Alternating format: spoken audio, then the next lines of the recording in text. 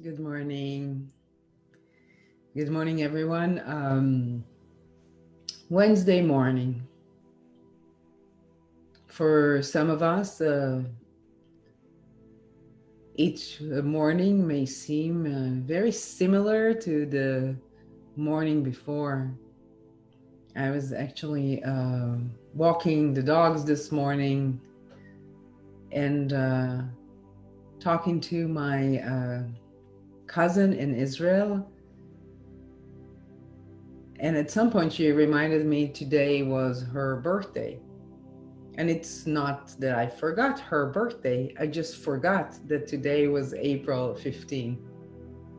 So, with routines interrupted, if you're not working on an external schedule, if you're creating your own schedule, if you're perhaps not working at all right now, whether you'd like to or not, it's interesting how we kind of slide into different patterns when we don't have external motivators.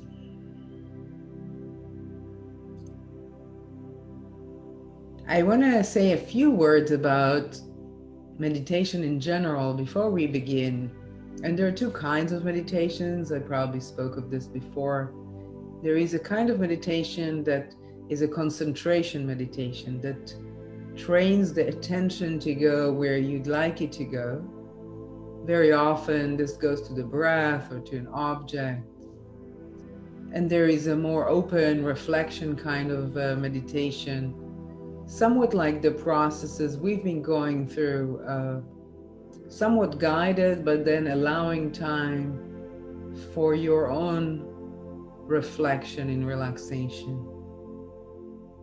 I spoke with a friend yesterday and we were discussing length of meditation and the fact that many people don't have the time as they go through their day to take 35 minutes for meditation, for relaxation, or they may have the time but don't have the capacity.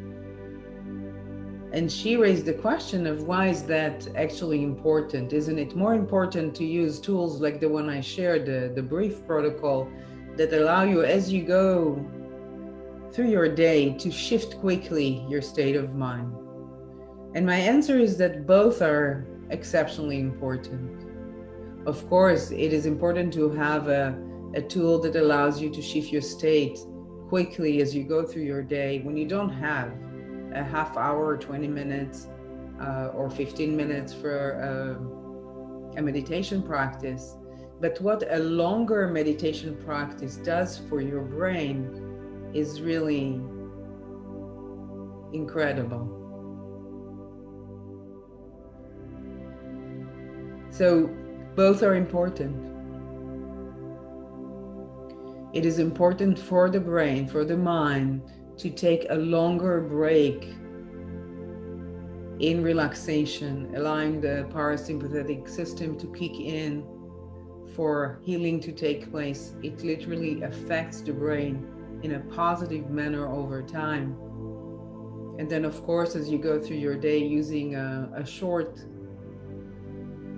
tool like the brief protocol or your breath or anything else that works for you to get yourself into a more positive state of mind. And I say positive, I don't mean a Pollyanna kind of positive that all is well.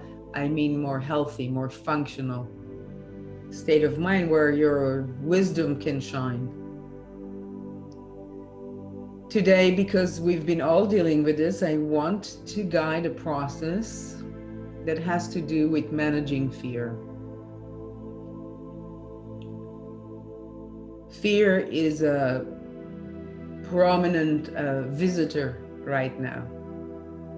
Different people respond differently to the news, to stories of friends, to this general atmosphere, to walking around and seeing everybody wearing masks, to all these cues that something is off, that something is different. But on one level or some level, there is a shared experience. the shared experience of fear. We have other shared experiences in this time of our lives too. I think the shared experience of anxiety, and we know how contagious anxiety is. I feel a shared experience of grief as part of my day-to-day emotional information. But today we'll concentrate on fear.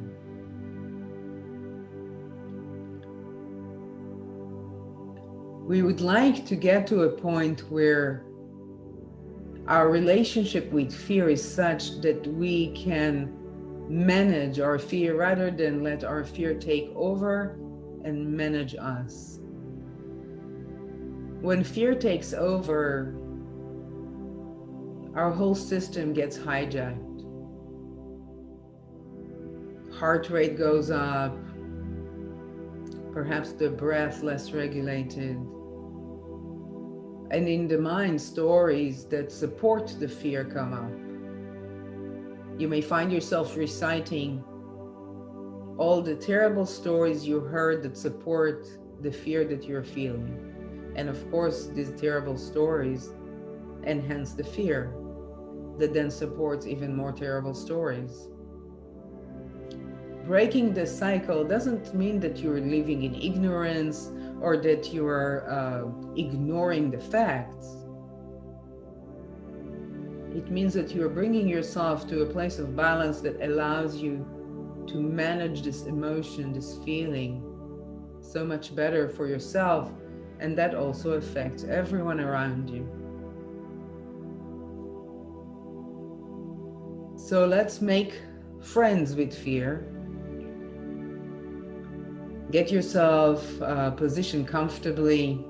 If you're joining me live right now, I see a few of you online.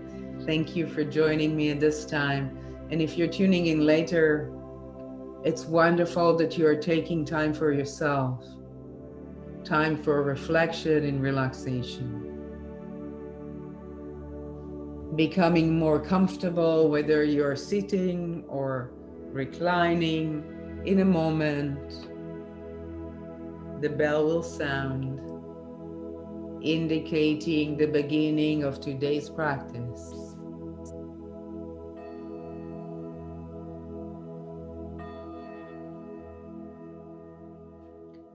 Perhaps gently close your eyes or keep them open and just soften the gaze and lower it to a point on the ground or the floor before you. It's nice to have the back straight, but it can be supported. And now adjust your body 10% more so you're even more comfortable.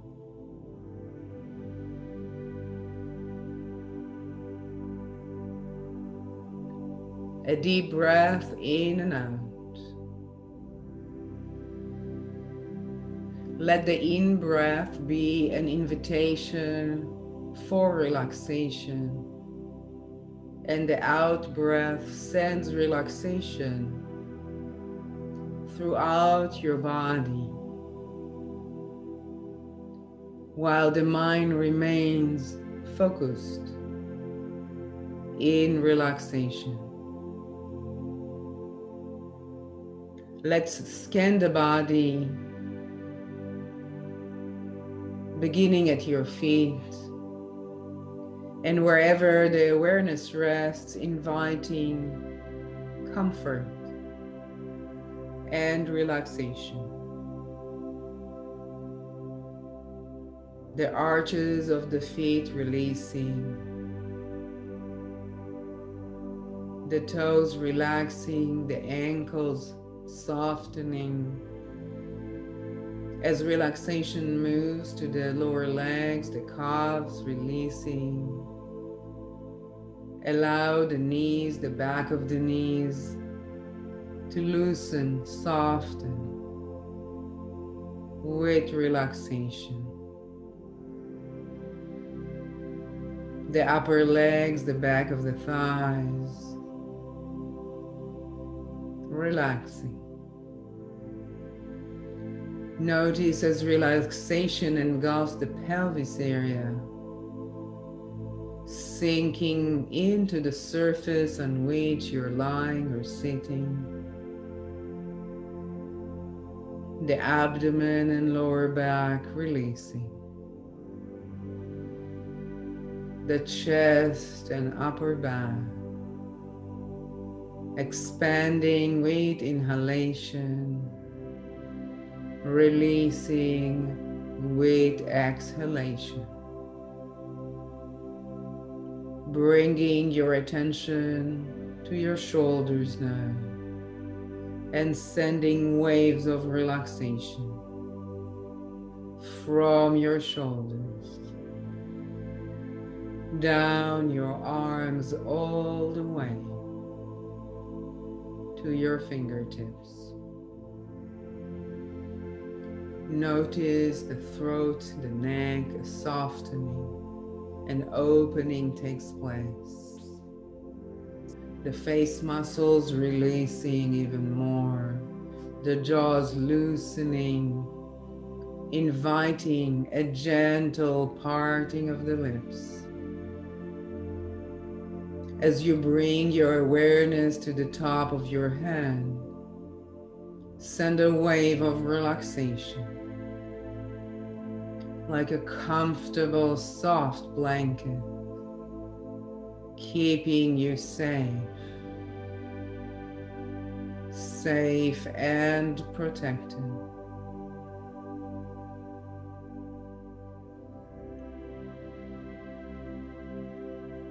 As you notice the natural rhythm of your breath,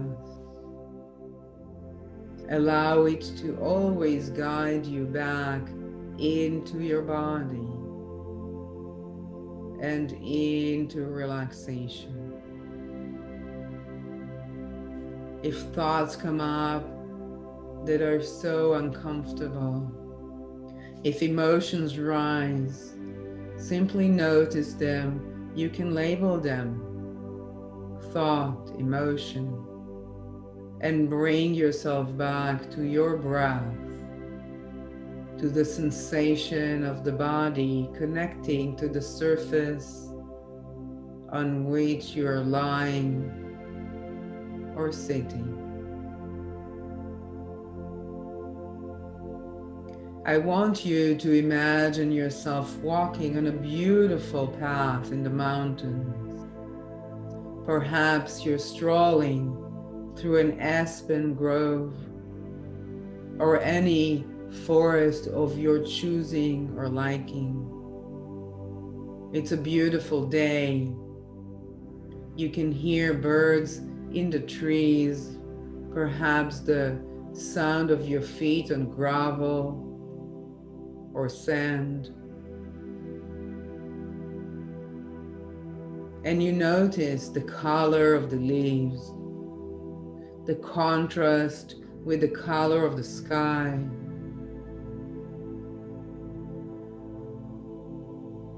Taking your time as body, mind, and spirit connect in relaxation. You're approaching an opening in the forest, a clearing, and in the middle, a large stone table, a round table, with seats all around it. It seems to be ready for a meeting of sorts. And you know you are part of this meeting. And you're taking your time, choosing a chair and sitting yourself down, wondering who is coming, who is joining you at the table.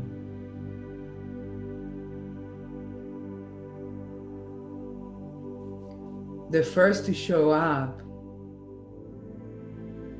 is an older woman. She seems to be ageless, but you can see the mark of years on her face. She looks familiar on one hand, and on the other hand, not at all. And as she sits, she smiles at you. And you recognize her to be a grandmother. And she speaks. She speaks to you as the grandmother of all. She speaks of her worry for you, of her concerns.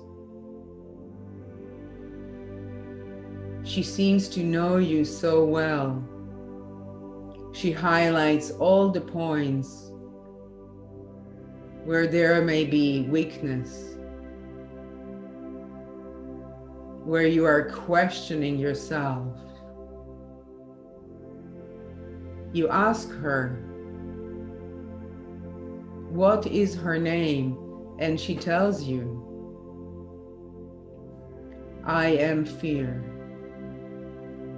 And you recognize that your fear is sitting right there before you in the form of a worrying grandmother. You know, our grandmothers are always so concerned for their grandchildren, perhaps overly so, perhaps seeing danger when there is none. It is that grandmother's love and concern.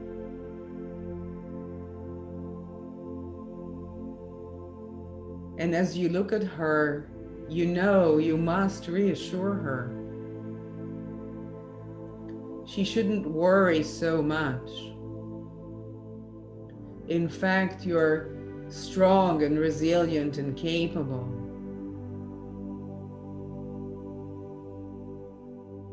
And as you reassure her and let her know what your strength is, what your capabilities are, she seems more comfortable. As I grow silent, please speak in your mind of your strength, of your resilience. Allow grandmother fear to relax. Become less concerned.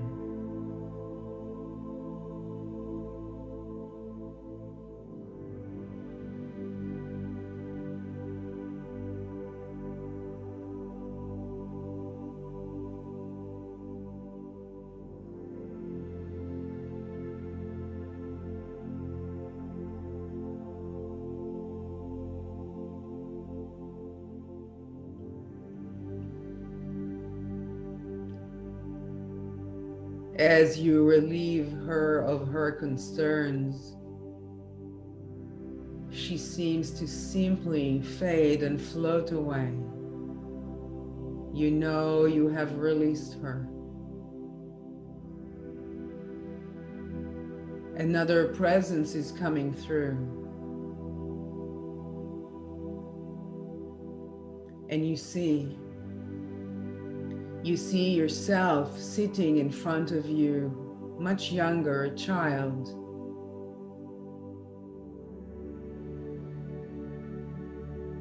The child that you were, the fears, the concerns. You can see how these are showing up in your life today. And the child speaks to you of all the things they're really worried about. The monster under the bed, the neighbor's dog, things that come up in their dreams, conversations they hear when the adults are speaking, all the worries and fears of childhood you have collected are presented right here in front of you. Now speak to this child as if it was your own child. What can you say to them, allowing them to feel better, to be closer to the truth? What would you say to a child so fearful, full of imaginations and worries? Can you validate their true concerns and then let go of what is really not needed? As I grow silent, speak to this child that is you, as if it were your own child.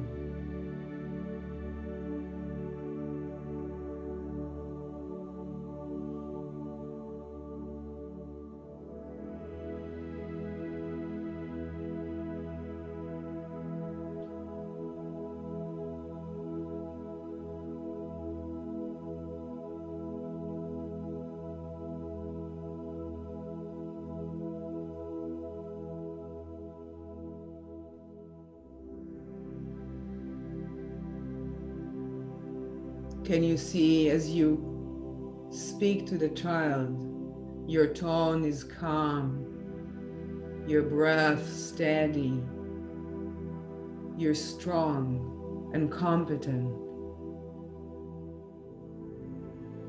Can you see their feature relax, their body becoming more comfortable?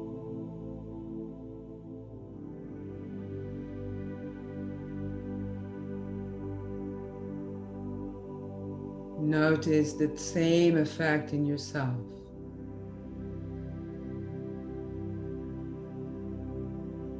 Perhaps you tell them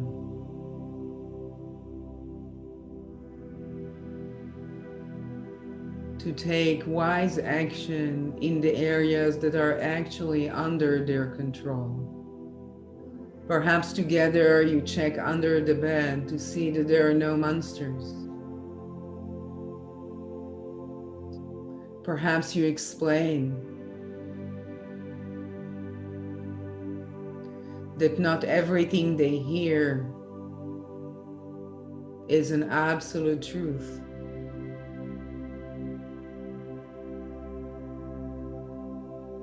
Allowing them to become more comfortable. And the more comfortable they're feeling, the more peaceful.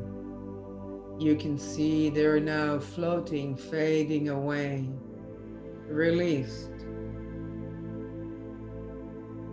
from over worry. Knowing your strength, your resilience, their guidance supports them. A final visitor is showing up.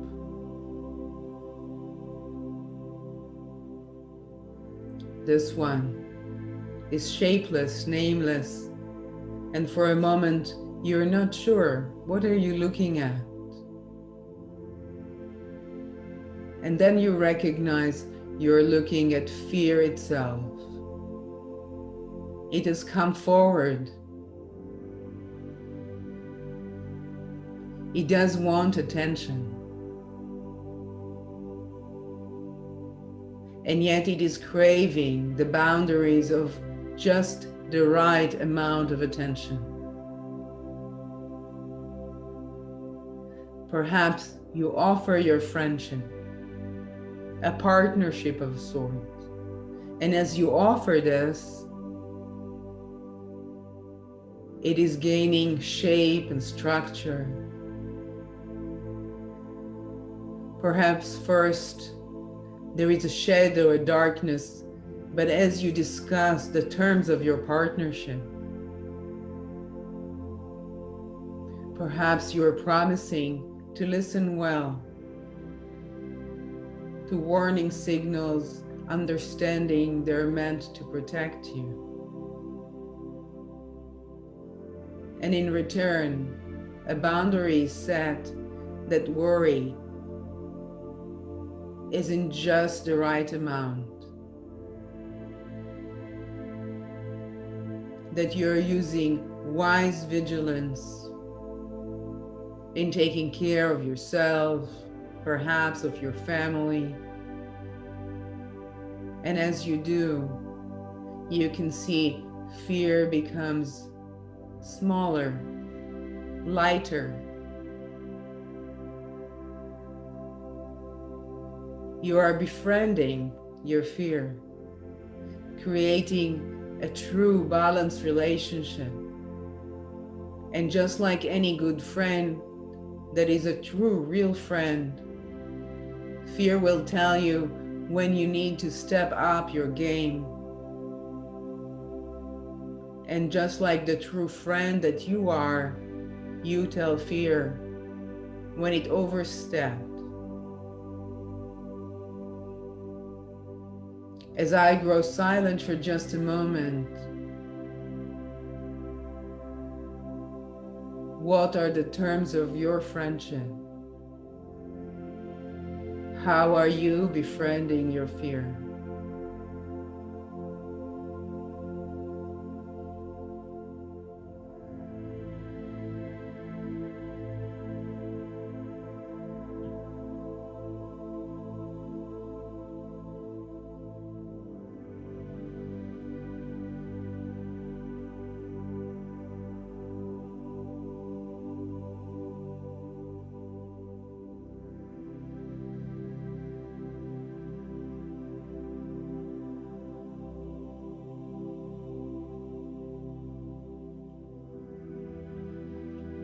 It is time to end the meeting. You smile as you rise from the seat at the table. You retrace your steps, walking slowly through the forest, surrounded by nature, feeling accomplished. You have faced your fear. It takes courage and vulnerability to navigate the waters of our lives. And you have both. Finding your way, having true conversations with yourself allows you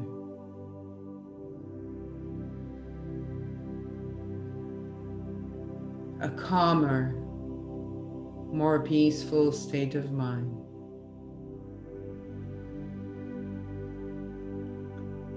Soon the bell will sound,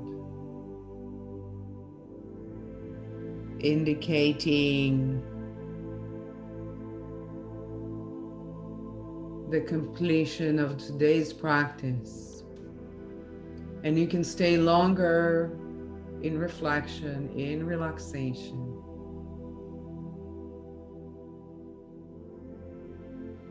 And always find yourself returning to the practices that nourishes you.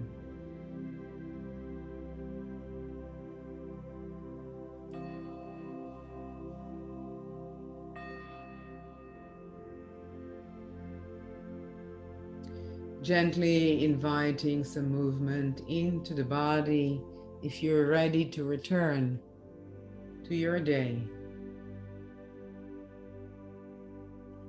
Thank you for joining me today or for tuning in later. I do appreciate likes, comments, simply an acknowledgement that we have had a shared experience. And until we meet again, have a wonderful day.